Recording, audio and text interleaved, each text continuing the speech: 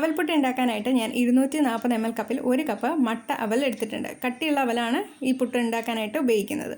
അപ്പോൾ നിങ്ങളുടെ കയ്യിൽ മെഷറിംഗ് കപ്പ് ഇല്ലാന്നുണ്ടെങ്കിൽ നിങ്ങളുടെ കയ്യിൽ ഏത് കപ്പാണോ ഉള്ളത് അത് വെച്ചിട്ട് ഒന്ന് മെഷർ ചെയ്യുക. ബാക്കി എല്ലാ ഇൻഗ്രീഡിയൻസും ആ കപ്പ് വെച്ച് തന്നെ മെഷർ ചെയ്യുക.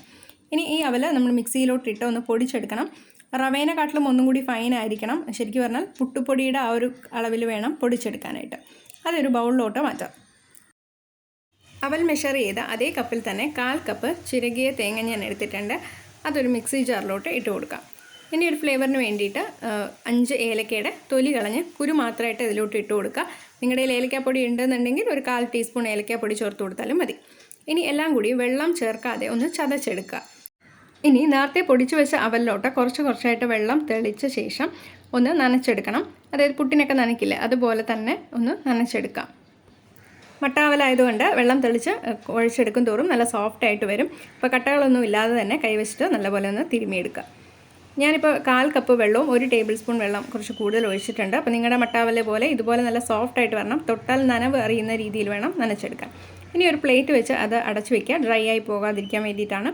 ഇനി ഒരു ചീനച്ചട്ടിയിലോട്ട് 1/2 കപ്പ് ശർക്കര പൊടിച്ചത് ചേർത്ത് കൊടുക്കുക. ഇതിലോട്ട് 2 ടേബിൾ സ്പൂൺ വെള്ളം ഒഴിച്ച് ഒരു ഹൈ ഫ്ലെയിമിലിട്ട് തന്നെ ഇതൊന്ന് അലിയിച്ചെടുക്കുക.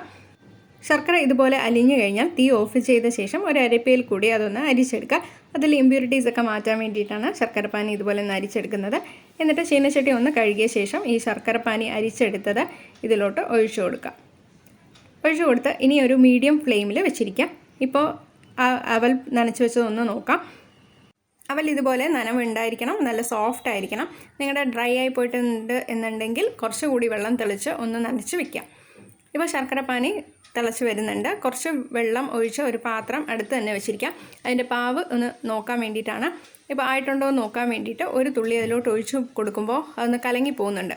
അപ്പോൾ ശർക്കര പാവ് ആയിട്ടില്ല, ഒന്നും കൂടി വെയിറ്റ് ചെയ്യാം. ഇതുപോലെ കളറ് മാറി നല്ല സ്വർണ്ണ കളർ വരുമ്പോൾ ഒരു തുള്ളി ഒഴിച്ച് നോക്കുമ്പോൾ അത് കലങ്ങിയിട്ടില്ല, അതുപോലെ ഡ്രോപ്പായിട്ട് തന്നെ കിടക്കുകയാണെങ്കിൽ പാവ് ആയിട്ടുണ്ട്. ഇനി തീ ഓഫ് ചെയ്ത ശേഷം ഇതിലോട്ട് തേങ്ങയും ഏലക്കയും ചതച്ചതും കൂടി ചേർത്ത് കൊടുത്ത് നല്ലപോലെ ഒന്ന് മിക്സ് ചെയ്യാം. അപ്പോൾ പ്രത്യേകം ശ്രദ്ധിക്കുക, ഞാൻ തീ ഓഫ് ചെയ്തിട്ടാണ് ചേർത്ത് കൊടുക്കുന്നത്.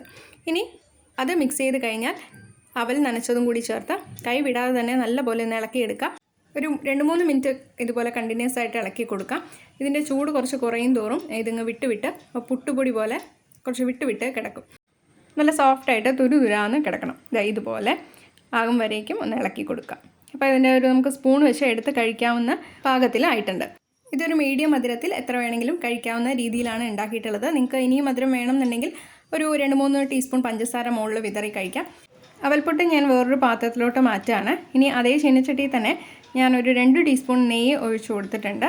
കാഷ്യൂസ് ഒന്ന് വറുത്തെടുക്കാൻ വേണ്ടിയിട്ടാണ്. ഈ ഒരു സ്റ്റെപ്പ് ഓപ്ഷണലാണ്. അപ്പോൾ നെയ്യ് വേണ്ട, കാഷ്യൂസും വേണ്ടെന്നുണ്ടെങ്കിൽ ഇത് ഒഴിവാക്കാം. ഞാനിവിടെ കാഷ്യൂസ് മാത്രമേ ചേർക്കുന്നുള്ളൂ. നിങ്ങൾക്ക് വേണമെങ്കിൽ ഉണക്കമുന്തിരിയും ഇതുപോലെ ഫ്രൈ ചെയ്ത് ചേർക്കാവുന്നതാണ്. കാഷ്യൂസ് ഇതുപോലെ ഫ്രൈ ആയി കഴിഞ്ഞാൽ തീ ഓഫ് ചെയ്ത ശേഷം അവൽപുട്ട് ഇതിലിട്ട് ഒന്നും കൂടി ഒന്ന് മിക്സ് ചെയ്തെടുക്കുക. അപ്പോൾ ആ നെയ്യ് അവൽപുട്ടിൽ പിടിക്കാൻ വേണ്ടിയിട്ടാണ് ഇതുപോലെ ചെയ്യുന്നത്. നല്ലപോലെ ഒന്ന് മിക്സ് ചെയ്ത് കഴിഞ്ഞാൽ അവൽപുട്ട് റെഡിയായി. ഇത്രയേ ഉള്ളൂ അവൽപുട്ട്. വളരെ ടേസ്റ്റിയാണ്. ഇതെല്ലാവരും ട്രൈ ചെയ്ത് നോക്കുക. എളുപ്പത്തിൽ ഉണ്ടാക്കാൻ പറ്റുന്ന ഈ ഒരു 4 മണി പലഹാരം നിങ്ങൾ ഉണ്ടാക്കി നോക്കി നിങ്ങളുടെ ഫീഡ്ബാക്ക് കമൻറ്റ് ചെയ്യുക. ഇതുപോലെ വെറൈറ്റി ആയിട്ടുള്ള റെസിപ്പിക്കായി ഈ ചാനൽ ഒന്ന് സബ്സ്ക്രൈബ് ചെയ്യുക. ഇതിൻ്റെ തൊട്ടടുത്തുള്ള ബെല്ലൈക്കണിൽ ഓൾ എന്ന ഓപ്ഷൻ ചൂസ് ചെയ്താൽ ഞാനിടുന്ന വീഡിയോസിൻ്റെ നോട്ടിഫിക്കേഷൻസ് നിങ്ങൾക്ക് ലഭിക്കും. താങ്ക്